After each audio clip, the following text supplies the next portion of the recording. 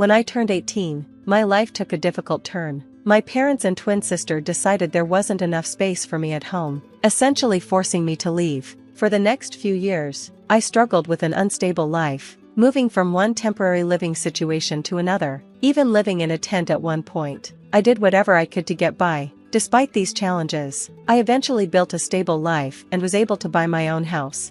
Now, at 26, just as I've gotten my life in order, my family has suddenly reappeared. Led by my sister, who is now expecting her fourth child, they showed up at my door unannounced, looking to move in. This is the same sister who once pushed for me to be kicked out, saying there wasn't enough room for both of us in our childhood home.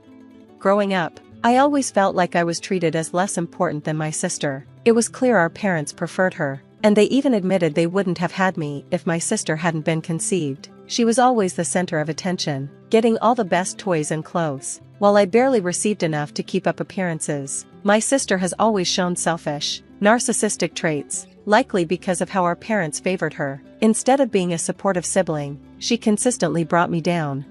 The only person who ever treated me kindly in our family was my grandfather. He saw how unfairly I was treated, but when he passed away when I was 15, the last bit of kindness in my home disappeared.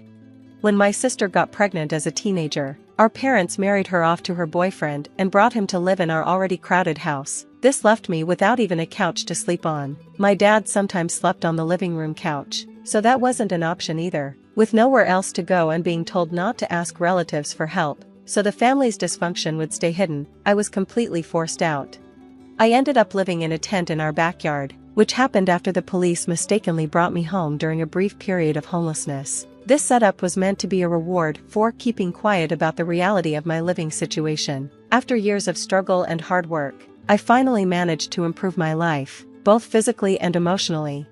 Now, as my family tries to intrude on the life I've carefully built, I'm at a crossroads, unsure how to deal with their unexpected and unwelcome return. They had once offered me a spot to live in their backyard, but only if I cleaned it up first. Despite the mess, which was littered with flour, sugar, and overrun by rodents, I accepted. At one of the lowest points in my life, I saw this as an opportunity and quickly moved in. My sister, on the other hand, was relieved to see me go, pointing out that there wasn't enough room for me at her place. No one even asked where I was planning to go.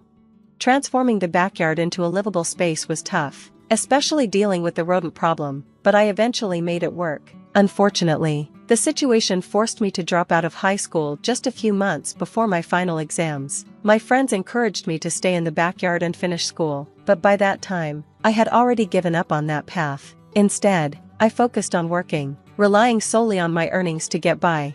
Before long, I realized I needed to improve my skills for a better future. My father was a service technician, and as a kid, I often played with his tools instead of toys, helping him with household repairs. That early experience came in handy later, as I decided to invest in my education and eventually got a job at a car manufacturing plant. I worked hard and steadily climbed the career ladder until I became a design manager. Recently, an old friend who was going through a divorce needed to sell his house quickly. Even though I was hesitant at first, the huge discount and flexible payment plan he offered were too good to pass up, so I decided to buy it. I bought a 4-bedroom house and moved in about 3 weeks ago. To my surprise, my estranged family showed up unannounced at my new home. I hadn't had any contact with them for years, and I lived 17 miles away, so their visit was completely unexpected. I suspect a neighbor who still follows me on social media might have told them where I live. When they barged in, my parents expressed pride in my accomplishments, but it felt strange to see them react to me owning a house at 36. Especially since they were still renting. My sister and her husband wandered around the house as if they were inspecting it to move in. When I confronted them, they vaguely claimed they were just checking on me. It was ironic that they suddenly showed interest in my life now, when I didn't need them anymore. During their visit, my sister boldly claimed a bedroom for herself, excited about the private bathroom, as though it was already decided that they would move in. My parents tried to calm her down, asking her to manage her children better. In the middle of this chaos, I was shocked and immediately shut down any discussion about them moving in. The situation quickly escalated as they started pushing the idea that I had a moral obligation to house my sister because of family duty. I stood my ground, reminding them that it was their responsibility, not mine, to provide for their children. I firmly told them to leave my home. making it clear that I wouldn't feel guilty for their poor planning or lack of space. As they left, I felt a sense of peace knowing I was living on my own terms, free from the pressure of their unwanted expectations. I recalled how, back when I was younger, my grandfather allowed my cousin to sleep on the couch, but when I asked for the same favor, he refused and kicked me out. I vented about how I had struggled, living with rodents in my employer's garage and then in a cramped apartment for 10 years, but no one from my family ever checked on me. When I shared these memories, my mother began to cry and tried to hug me, but I stopped her and insisted they leave. My brother-in-law, JN, told me to toughen up, bringing up his own hard times and saying I had more than enough space in my house since I was single. I sharply told him to stay quiet. My sister cursed at me for raising my voice at her husband, but I stood firm and told them they needed to leave, or things would escalate. I made them leave before they could argue back. My anger was clear. I had endured their toxic and selfish behavior for too long, and now their greed was obvious. I was no longer the obedient teenager they used to manipulate. If they had pushed any further, I was fully prepared to involve the police. To clarify, my sister never once offered to pay rent. She and her husband had been freeloading off my parents for over a decade, and now they seemed determined to do the same with me. Despite the clear strain this put on my parents, they never took any steps to encourage her to become independent. Instead, they tried to dump the responsibility onto me.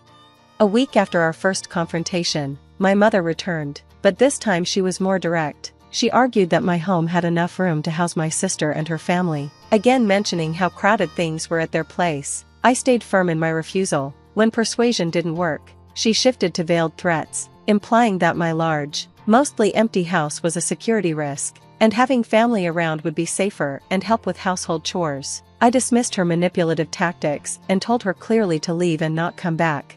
Just a few days later, a neighbor informed me of suspicious activity around my house. He said he had seen a pregnant woman, a man, and a young boy peering through my windows and hanging around the backyard, likely trying to break in. I was grateful for his vigilance, gave him my contact information, and asked him to keep an eye on things. I had planned to install security cameras, but unfortunately, I didn't act fast enough.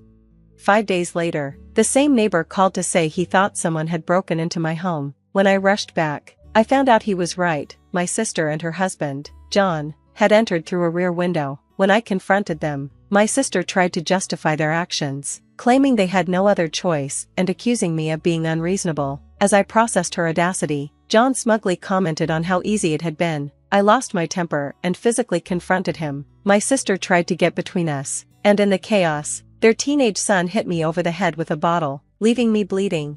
The situation spiraled out of control, and my sister called our parents, telling them I was the aggressor. When the police arrived, they began sorting things out while my sister and John frantically apologized, begging the officers not to arrest their son. Despite their pleas, I was ready to press charges against all of them. However, my sister denied the break-in and assault, claiming it was just a family visit gone wrong and her son's actions were only a prank. When my parents arrived, they immediately took my sister's side, pressuring me to drop the charges. They banded together to defend her and tried to make me out to be the vindictive one. Faced with their collective denial and manipulation, I realized they were determined to gaslight me into submission.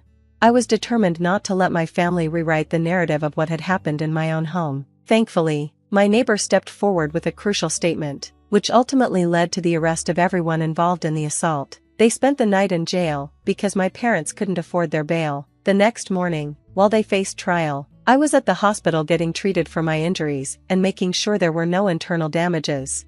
I took a few days off to recover and pressed charges for assault, also seeking compensation for my legal fees, which the court granted. Despite my parents' attempts to persuade me to drop the charges, I stood firm. I even threatened legal action against them for their role in orchestrating the attack. Since my nephew is a minor, he was dealt with under juvenile law and only spent a short time in a juvenile facility, with his parents held responsible for restitution, lost wages, and covering my medical expenses. My sister and her husband were fined heavily. In an attempt to ease their financial burden, they asked the court to allow them to complete part of their fine through community service. Since the incident, things have been quiet. I hope they've learned their lesson and will keep their distance. However, my parents haven't let this go. Just yesterday, they showed up at my door and waited outside for an hour until I reluctantly let them in. They pleaded for my help, but when it became clear they were speaking on behalf of my sister, I immediately refused to get involved. That's when they revealed their real reason for visiting. They were getting older, their home was falling apart, and they wanted to move in with me, expecting me to take them in out of duty. I confronted them about their lack of responsibility as parents. They mentioned the idea of giving their house to my sister, which I saw as another tactic to pressure me. They even suggested that my sister could pay rent to live in my house, and I could use it to cover my mortgage. I firmly declined, stating that my sister needed to handle her own financial problems without my involvement. They continued to plead, arguing that my house was too big for just one person, but I made it clear that my future plans didn't involve staying single or accommodating them out of obligation. Their attempts at emotional manipulation didn't work. I reminded them of how they had treated me in the past and emphasized that I would not be guilted into giving in. It was obvious they were trying to use family ties to their advantage, but I remained firm in setting boundaries to protect my well-being and future. After they left, visibly upset, I closed the door behind them. Regardless of whatever names they might call me, I resolved not to give in to their demands or let them take advantage of me.